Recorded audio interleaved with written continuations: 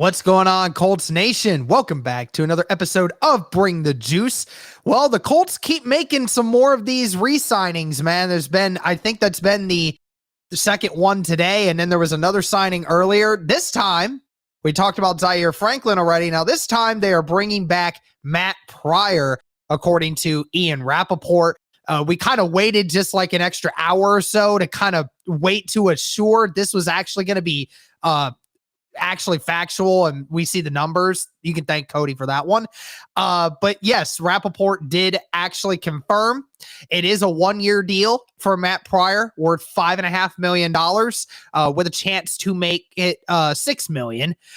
We still haven't quite gotten the news on, some of the other things, but yeah, so the Colts retain another one of their players, Cody. I mean, it felt right that the Colts needed to bring back Matt Pryor, right? You saw what he did last year, stepping in when a bunch of our offensive linemen went out, and it seemed just right that they had to keep this guy.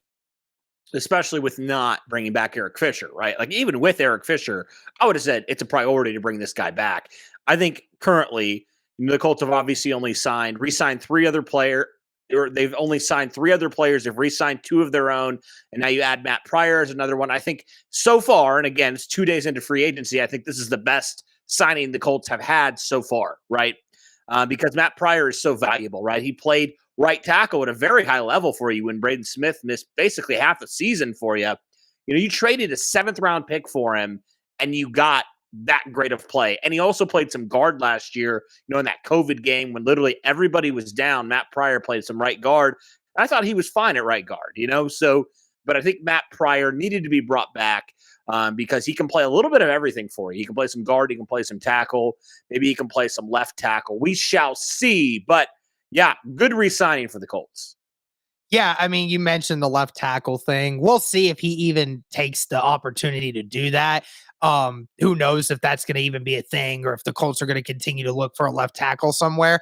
But either way, Matt Pryor from the weeks 5 all the way through week 10 actually was the best offensive lineman statistically on the entire Colts team. I mean, from weeks 5 to 10, I'm telling you, Matt Pryor was the best pass blocking offensive lineman on the Colts. So that goes to show you. I mean, again, some of these guys were dealing with some injuries, but Matt Pryor was very, very keen when the Colts really started getting onto that win streak. Matt Pryor was one of the many reasons him and Glowinski really locked up that right side of that offensive line, and they were able to start doing a lot of things over there until Braden Smith came back. So, it's a good team-friendly deal. Again, with $5.5 million with a chance to make it $6 million with some incentives. So, that's great. It still leaves the Colts with around $60 million in cap still. So still plenty of wiggle room for other big free agents. But yeah, I like a lot of the re-signings so far that they have. And like you said, so far, this was the most essential one that they've made. So I love it. I love that Matt Pryor's back, and you can only hope that he has an improved role.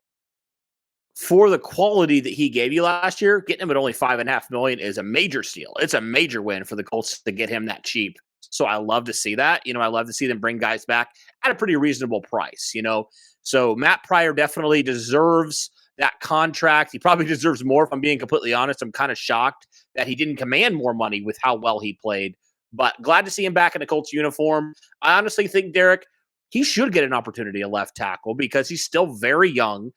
And who knows, man, if he plays as well as he did at right tackle, if he gets a full offseason to maybe transition to left tackle, who knows, man? Maybe he could be the answer at left tackle. I'm not saying he is because, again, you signed him to a 1-year deal. So you don't really know how it would translate to left tackle. But I think certainly it's worth an opportunity and it's worth a shot, right?